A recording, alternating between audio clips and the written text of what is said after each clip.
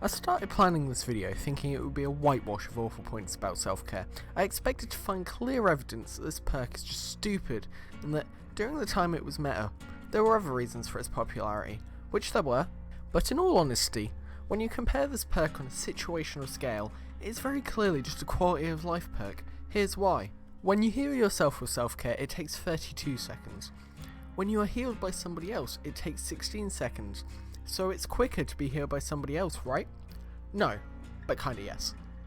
Because the time it takes for you to be healed is quicker, being healed by somebody else is faster than self-care, obviously. However, because it takes 2 people to do this heal and only 1 for self-care, the amount of player time wasted is the same, 32 seconds. What I mean by player time is the amount of time it takes the players on a team to do an action. If it takes 20 seconds for 2 people to do something, the player time is thus 40 seconds. 3 people taking 20 seconds total, that's 60 seconds player time. This equal player time is consistently equal no matter the perks or add-ons used by the killer. If the killer runs Sloppy Butcher, for example, the self-care takes 40 seconds and being healed by somebody else takes 20. This adds up to a player time of 40 seconds, thus they are the same. When analysing any perk in this game, it is essential that you understand the situation that is most likely to happen. That is fundamentally important. As you can see here, actually self-care is exactly the same as being healed by somebody else in terms of player time wasted. But all experienced players in this game know that self-care isn't a good perk to run.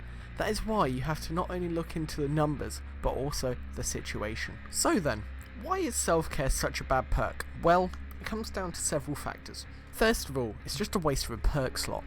Now that this game contains so many different perks, it just doesn't make sense to pick a perk that does the job that another survivor can do for you within an equal player time. If you are completely desperate for a way to heal yourself, run a perk like Inner Strength, which heals you at double the speed of somebody else healing you, also awarding you 1,000 blood points and partially ending the threat of Noed. And the economy, what I mean by the economy is the player time expended on something, e.g. self-care and being healed by somebody else have an equal economy. The economy of this is actually better than being healed by somebody else. 14 seconds to cleanse the totem and 8 seconds to do the heal itself. That's a total of 22 seconds to get a heal. And you're helping counter the threat of Noed, and you're getting yourself some free points. It's literally a no-brainer. The only downside to this is the fact that you have to find the totems, and that it's limited to 5 heals per game, minus any totems that your teammates cleanse. This is where the situation comes into it a little bit. What I'm trying to say is that there's better perks that you can run in this game instead of running self-care that have better effects and do other things. I think that this alone is enough reason to never run self-care again. But, if you need a bit more convincing, here I go. Self-care is affected by one other perk primarily based around healing, Botany Knowledge. Yes, I do know that perks such as Spine Chill and Resilience do impact it, but using one perk has double the effect of these two, and that is if you have them both working at the same time, which really isn't ideal for when you're healing, as it means the kill is coming straight at you. Anyway, Self-Care and Botany Knowledge have a default heal speed of near enough 24 seconds. Again, if you want to refer to my previous point, that's about the same as Inner Strength, and Inner Strength has way more pluses and is a single perk. However, I've elaborated that point more than enough. Now, there is only one perk that directly helps with self-care heals. However, there are 4 survivor perks that have a direct impact on how quickly you get healed, and all these perks work at a much better economy than self-care. If you're worried about the speed at which you are healed, run Leader, which gives whoever's healing you a 25% bonus to healing. That makes the heal 12.8 seconds. Dead by Daylight maths is a tad weird, which gives near enough an equal economy to that of running both Botany Knowledge and self-care, and this is simply what you can do. If a teammate runs Will Make It, they can heal you in 8 seconds. Botany Knowledge is 12 seconds. Autodidact has the ability to heal you near enough instantly with enough stacks, but come on, who runs Autodidact? What I'm trying to show you here is that there are much better ways to get healed than self-care. All it takes is somebody else to run a healing perk, or even for you to run Leader, and I am by no means saying that Leader is a good perk. You have to remember that the times you are most likely to be healed is just after being unhooked. Simply put, it is very unlikely that you'll need to be healed when nobody's around. You might be wondering, what's the difference between me self-caring and then getting on a gen with my saver, and being healed by my saver and then us both getting on the gen together?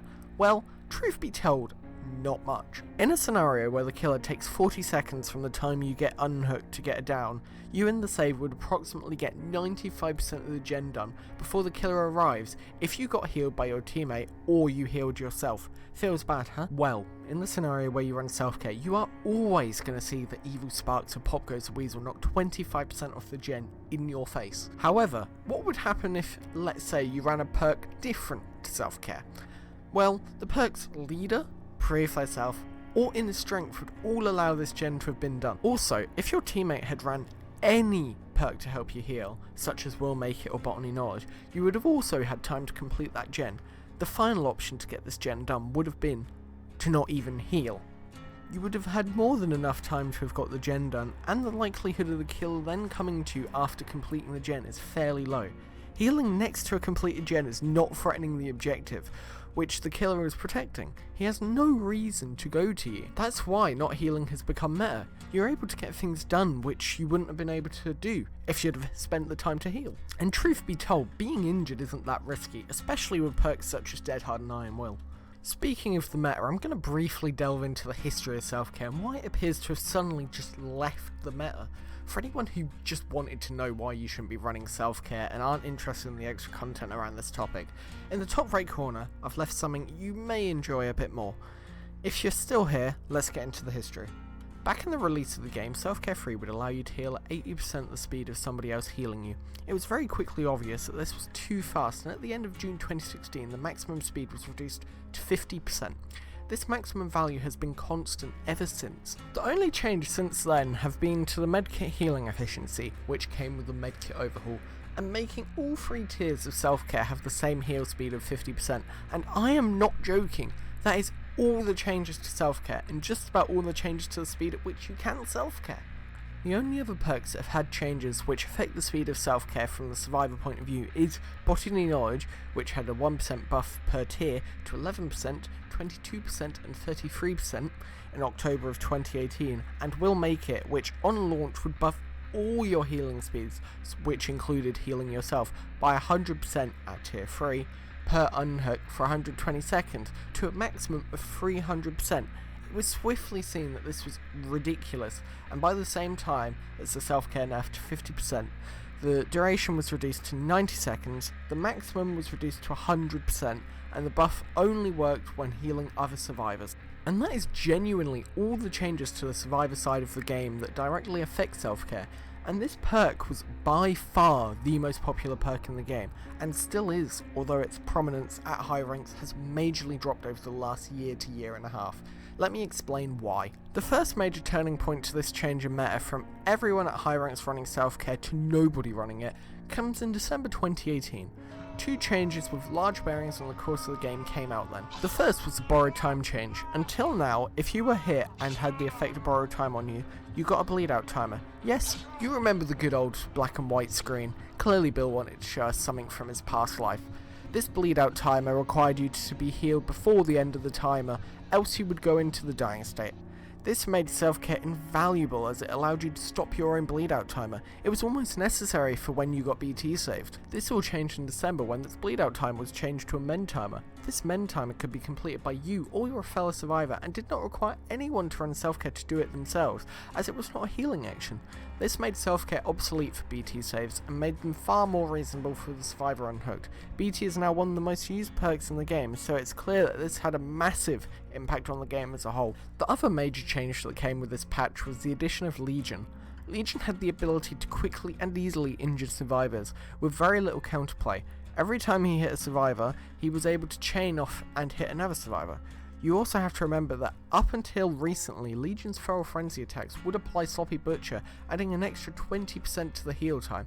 If running self-care, it would take 52 seconds to go from mend to full health if Legion ran Sloppy Butcher. At the time, if a Legion was in a game, the whole lobby would disconnect due to how annoying a killer he was, for the time it took to heal, along with some other problems with his power. The heal time of 52 seconds could be made far worse by using certain add-ons and other perks such as Fanatophobia. This chapter really made a sore spot in the community over self-caring. Before I continue, I just want to explain that the chapter before Legion was Spirit. Due to people having an extremely hard time countering her, people were beginning to use Iron Will as a means of not allowing the killer to hear them during phase. The fact that people had this perk on as a counter to Spirit, which was probably the most played killer at higher ranks at the time, maybe even the entire game, made them far more comfortable with the notion of staying injured, although it was by no means the main reason, and thus I am keeping it as a footnote. 3 months later, in March of 2019, the devs decided to release a new killer. Listening to the feedback of the previous chapter, they understood that survivors didn't enjoy long heal times, so they created a killer, the Plague, where you can't heal unless you cleanse, but if you cleanse, you give the killer their power, and they become a literal god. It was quickly found that cleansing was not a good strategy, so whenever going against the Plague, the killer would get everyone sick and everyone would be injured. That's it. The killer didn't get their power because the survivors didn't cleanse, and the survivors didn't get healed because that meant cleansing, which meant giving the killer their power. So, survivors now had to stay injured against a 115% killer, not a 110% killer like Legion at the time. By this point, healing had been absolutely ransacked from the game. The last 2 chapters had pushed this idea that you can't heal, and then survivors began to think, why should we heal? So, survivors stopped. Instead of wasting time healing, they instead focused on the objective, generators. And then some smart person came along and said, well, if we're all injured all the time, why not use a perk which makes us do things quicker while injured? And all hail the new meta, Resilience. Resilience allowed you to do literally everything 9% quicker while injured, including vaulting. This was especially nice as dedicated servers had just been introduced, and getting hit through windows was kind of a big issue for some survivors. So, when you were injured, you had a little bit of an extra speed, and with everyone at high ranks running Iron Will, nobody was particularly annoyed about being injured. So, this whole sacrifice of never healing wasn't too big a deal. It made more sense, and then somebody by the name of True Talent came along and shook things up a little bit.